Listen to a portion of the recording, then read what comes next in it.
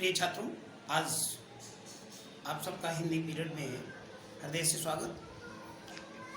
अलंकार टॉपिक पढ़ रहे थे।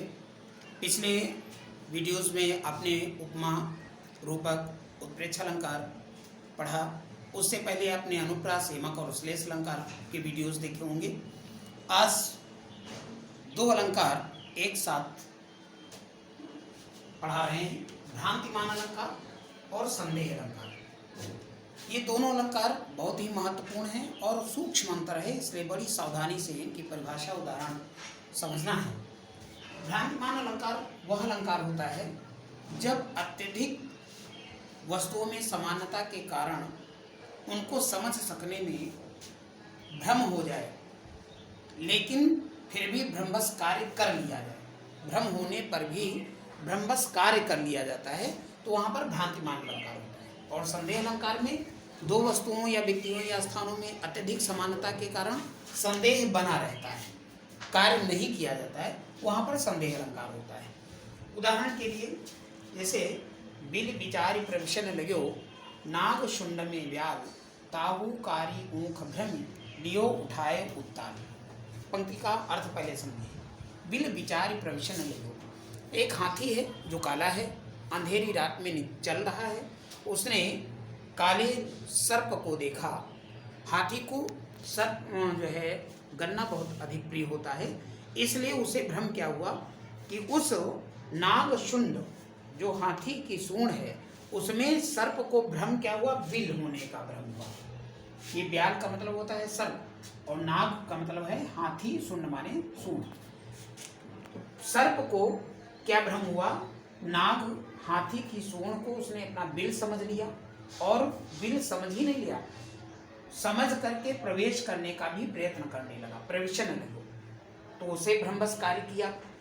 इधर हाथी को भी भ्रम, उस सर्प को गन्ना उसने समझा और गन्ना समझकर उसने भी उत्ताल शीघ्र उठाने की कोशिश की।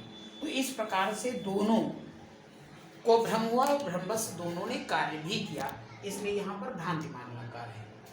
बिल विचारी प्रविशन लगो नाग शुंड में व्याल ताहू कारी ऊख भ्रमी लियो उठाए उत्ताल।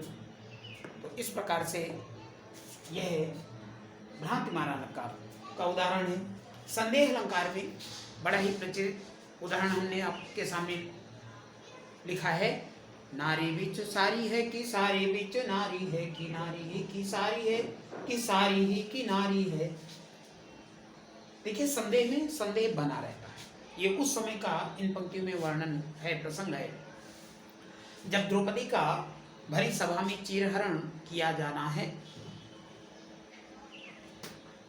और उस समय द्रौपदी ने बड़ी दुखी होकर के किसी तरह से अपनी लाज बचाने की आर्त पुकार श्री कृष्ण से की है। श्री कृष्ण ने अपना चीर उनकी साड़ी में जोड़ करके किस प्रकार से द्रौपदी की लाज बचाई है, उसी समय का ये वर्णन है। नारी के दुशासन जो है दुर्योधन के कहने पर साड़ी खींचते खींचते थक गया, उसकी भुजाएं भर आईं, जो इतना ताकतवर था, लेकिन द्रौपदी के शरीर से साड़ी कम नहीं पड़ी।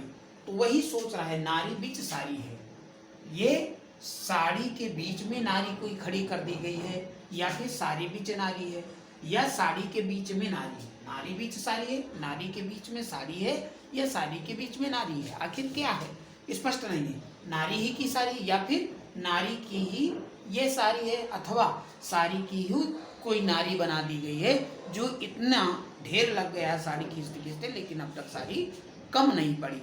तो इस प्रकार से यहाँ पर संदेह अलंकार है। आपके लंका दहन के समय का वर्णन भी उदाहरण के रूप में याद कर सकते हैं। कैदो व्योम बीतिका भरे हैं भूरि धूम के तो वीर रसवीर तरबारी सी उघारी है। ये महाकवि भूषण वो गोस्वामी तुलसीदास जी द्वारा रचित लंका दहन समय के पंक्तियाँ हैं। वह भी संदेह अलंकार के अंतर्गत उदाहरण याद कर सकते हैं। तो इस प्रकार से आज सभी अलंकार पूर्ण हुए। नेक्स्ट नए टॉपिक को लेकर के नए वीडियोस में उपस्थित होंगे। धन्यवाद।